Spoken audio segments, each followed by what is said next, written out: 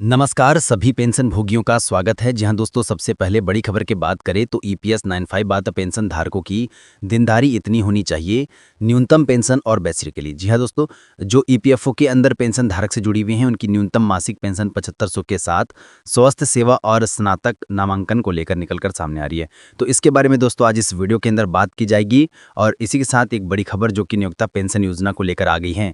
नए साल में कर्मचारी को मिलती है बड़ी छूट, 35% उत्पादकता बढ़ती होगी। जी हाँ दोस्तों, तो आखिरकार 15 से 25% की फसल जो है वो बढ़ जाएगी। तो इससे पेंशन के भीतर विभिन्नताएं जुड़ेंगी और साथ ही पेंशन के भीतर विभिन्नताएं देखने को मिलेंगी। कर्मचारियों और पेंशन धारकों को इससे कितना लाभ हुआ है, इसके बारे में आज इस वीडियो के अंदर बात करेंगे।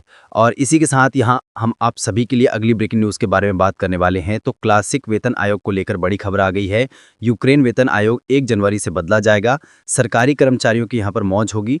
विविधतापूर्ण विविधता में जो 1 जनवरी से बड़ा बदलाव देखने को मिलेगा। तो इसके बारे में बात करेंगे कि आखिर कितने बदलाव देखने को मिलेंगे, क्या क्या कर्मचारियों और पेंशन धारकों को फायदा होने वाला है। आप सभी से निवेदन है कि दोस्तों आज की इस वीडियो को आप शुरू से अंत तक और पूरे तक जरूर देखें। इसी तरह हमारे चैनल पर नए हैं तो चैनल को सब्सक्राइब कर दीजिए। वीडियो को लाइक करके अपने पेंशन धारक मित्र, दोस्तों और परिवार के सदस्यों के अंदर शेयर भी कर दें ताकि वो भी पेंशन और पेंशन धारकों से संबंधित जानकारी सबसे पहले विकिपीडिया रह सके। तो बढ़े बिना किसी देरी की सबसे पहली बड़ी खबर आपके सामने है। जानिए आखिर ये पेंशन को लेकर कौन सी बड़ी खबर है। ईपीएस 95 पेंशन धारकों की कौन सी डी जानरें हैं जो वे सामने निकल कर निकली हैं न्यूनतम पेंशन और अन्य वर्गीकरण के साथ। यहाँ पर जो है स्वास्थ्य संयोजन जिसमें कौन कौन सी बहनों को लेकर बड़ा अपडेट निकाला गया है। तो इसके बारे में विस्तार से यहाँ दी गई जानकारी से आप सभी को जानकारी मिल सकती है। कर्मचारी भविष्य निधि संगठन का मानना है कि ईपीएफओ की पेंशन योजना से जुड़े पेंशन धारकों ने न्यूनतम पेंशन भेजने के लिए 7500 मासिक पेंशन और स्वास्थ्य सुविधा प्रदान करने का विरोध किया है। आज मैं आपको एक एक करके सुझाया गया हूं कि सुप्रीम कोर्ट की कार्रवाई के बाद जो नया फॉर्मूला सामने आ रहा है उसमें आपकी पेंशन शामिल है। अलग अलग हिस्सों में कैसे बांटा जा रहा है, किस किस श्रेणी में कौन कौन पेंशन धारक आएंगे और अनुमानित तौर पर किससे कितनी पेंशन मिल सकती है। हमारे कई सब्सक्राइबर पहले से ही सवाल के साथ जुड़े हुए हैं कि मेरा पार्ट कौन सा बनेगा, मेरी सेवा कितने साल की मानी जाएगी और मेरी जेब में हर महीने कितना आएगा। आज की ये पूरी स्क्रिप्ट उसी का जवाब है। सबसे पहले जरूरी है कि हम उस नियम को समझे जिस पर यह पूरी नई व्यवस्था टिकी है, यानी सुप्रीम कोर्ट के फैसले। आप में से कई साथी जानते होंगे कि 4 नवंबर 2012 को सुप्रीम कोर्ट ने ईपीएस 95 पेंशन से जुड़े एक ऐतिहासिक मामले में आदेश दिया था। इस आदेश ने उस सैलरी लिमिट की जंजीर को तोड़ने की दिशा में रास्ता बनाया जिसके कारण पेंशन की गणना बहुत कम वेतन पर रोक दी जाती थी। यह फैसला 1-2 याचिकाओं के बाद नहीं आया था। इसके पीछे लगभग 70 के आसपास याचिकाओं का संघर्ष, यूनियनों का दबाव और पेंशन धारकों की लंबी लड़ाई थी। लेकिन फैसला आने के बाद भी कहानी खत्म नहीं हुई। ईपीएफओ की तरफ से लागू करने में देरी, तकनीकी आपत्तियां, अलग अलग व्याख्याएं, इन सब ने पेंशन धारकों की तकलीफ को कम करने के बजाय कई जगह बढ़ा दिया। नतीजा ये हुआ कि आने वाले वर्षों में अलग अलग राज्यों से, अलग अलग संस्थानों से नई नई याचिकाएं सुप्रीम कोर्ट तक पहुंचती गई।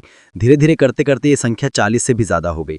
ये सिर्फ कागजों की गिनती नहीं है, ये बताता है कि देश भर के पेंशन धारकों के बीच कितना गहरा असंतोष था। जब ये 40 से अधिक मामले सुप्रीम कोर्ट के सामने इकट्ठा हुए तो तत्कालीन मुख्य न्यायाधीश जस्टिस DY चंद्रचूड़ ने इस मामले की गंभीरता को महसूस किया। उन्होंने ये साफ कहा कि क्योंकि 4 नवंबर 2012 को जो मूल फैसला आया था वो 3 जजों की बेंच ने सुनाया था, इसलिए नई याचिकाओं पर अंतिम निर्णय भी 3 सदस्यीय बेंच ही करें। इसके बाद एक नई 3 जजों की विशेष पीठ गठित की गई।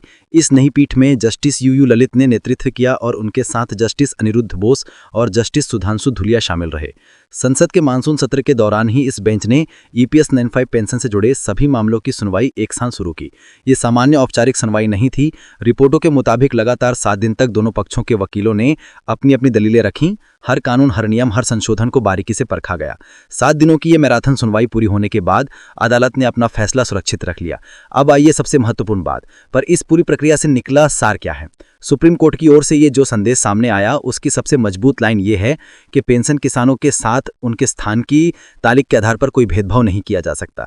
इसका मतलब यह है कि किसी भी कर्मचारी को 2004 से पहले छुट्टी दे दी गई थी या 2006 से पहले, 2006 के बाद छुट्टी दे दी गई थी या 2014 से पहले या बाद में, सिर्फ तारीख को आधार बनाया गया था। किसी को लाभ देना और किसी को भी बाहरी अदालत की नज़र में नहीं रखा गया था।